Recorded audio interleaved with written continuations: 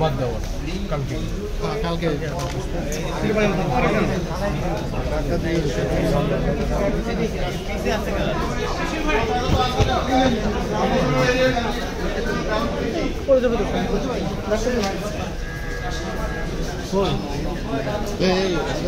ওদিকে পাড়া দিয়ে না ভাই ওদিকে কেউ পাঠা দেন না। এই যে আন্তর্জাতিক আদালতের আইন এখানে প্রযোজ্য হবে না এই কথা বলে যে রায় দেওয়া হয়েছে শুধু যারা বেশি মাঝারের ক্ষেত্রে জনাব তাদের সহ জনাব জনাব কামরুজ্জামান এবং অন্যান্য আলী হাসান মোহাম্মদ মুজাহিদ জনাব সকলের ক্ষেত্রে এই যে আন্তর্জাতিক আইনের প্রথাগত বিধান প্রযোজ্য নয় বলে আজকে যে রিভিউশনের আলোচনা হচ্ছে সেখানে উঠেছে অতীতের সবগুলো রায় এই যে একটি ফাইনাল তারা দিল এবং এই মানুষগুলোকে মৃত্যুদণ্ড দিয়ে এক্সিকিউট করা হয়েছে আজকে যদি সেই সব রায়গুলো এই পয়েন্টে রিভিউ হয় তাহলে আন্তর্জাতিক আইনে অ্যাপ্লাই না করার কারণে যে অবিচার হয়েছে সেটা নতুন করে আবার চীনের আইনজীবী প্রবীণকে আপনারা ডেকেছিলেন তার কাছে কি জানতে চেয়েছেন এবং তিনি কি বলেছেন আরেকটা প্রশ্ন হচ্ছে মানে লিগাল জানতে চেয়েছে আপনারা জানেন যে আপিল হয়েছিল ট্রাইব্যুনালের রায়ের বিরুদ্ধে সরাসরি আপিল নেয় করে আপিল করে মৃত্যুদণ্ডের সম্ভাবনা এখন এসে প্রশ্ন করা হয়েছে এই আপিলের বিরুদ্ধে যে রিভিউ দায়ের করা হয়েছে এখানে লিভ গ্রান্ট করতে হবে আগে নাকি সরাসরি রিভিউ পিটিশনটি অ্যালাউ করতে পারবে এই প্রশ্নে সিনিয়র আইনজীবী জনাব প্রবীণ মতামত দিয়েছেন জনাব প্রবীণ বলেছেন যে রিভিউ গ্রান্ট করার অনেকের অভিজ্ঞতা আছে এটিকে বিবেচনা করে আজকে আমরা আইনটা দেখার চেষ্টা করবো যে লিভ গ্রান্ট না করেও সরাসরি রিভিউ পিটিশন মঞ্জুর করা যায় কিনা আগামীকালকে সকালে এই আইনের বিধানগুলো মাননীয় আদালতের সামনে উপযুক্ত পন্থায় দায়ের করা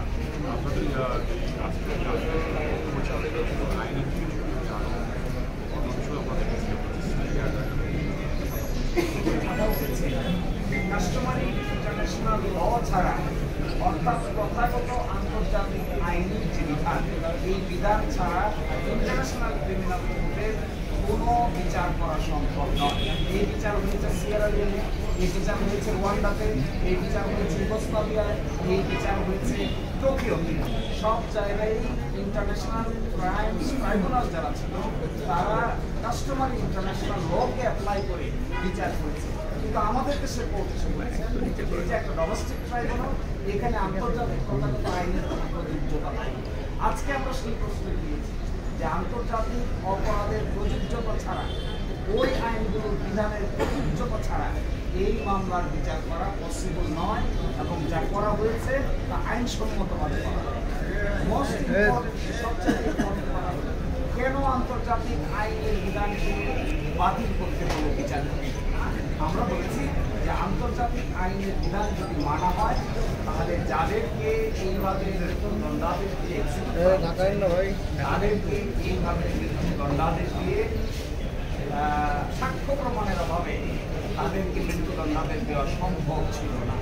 এই জন্যই তারা আন্তর্জাতিক আইনের বিধানকে অ্যাপ্লাই না করে ডোমেস্টিক আইনের বিধানকে অ্যাপ্লাই করার চেষ্টা করেছে কারণ কি জানেন আরো ইন্টারেস্টিং বিষয় কারণ এই আইনে বলা আছে যে সাক্ষ্য আইন এবং ফৌজদারি কার্যবিধি অ্যাপ্লাই করা হবে না যদি সাক্ষ্য আইন ফৌজদারি কার্যবিধি অ্যাপ্লাই করা না হয় তাহলে বিচারটা হবে নাই সেই ক্ষেত্রে আমরা বলেছিলাম কাস্টমারি ইন্টারন্যাশনাল ল কারণ এই ট্রাইব্যুনালের নাম ইন্টারন্যাশনাল ক্রাইমস ট্রাইব্যুনাল অ্যাক্ট এবং সেটিকে ফলো না করার কারণে আজকে এই সময় এসে প্রশ্ন উত্থাপন হচ্ছে কাদের মোতা থেকে শুরু করে সকলকেই যেভাবে বিচারের কাজ করায় দান করে এগুলো কাস্টমারি ইন্টারন্যাশনাল ল অনুযায়ী করা হয়েছে কি হয় এটাই আজকে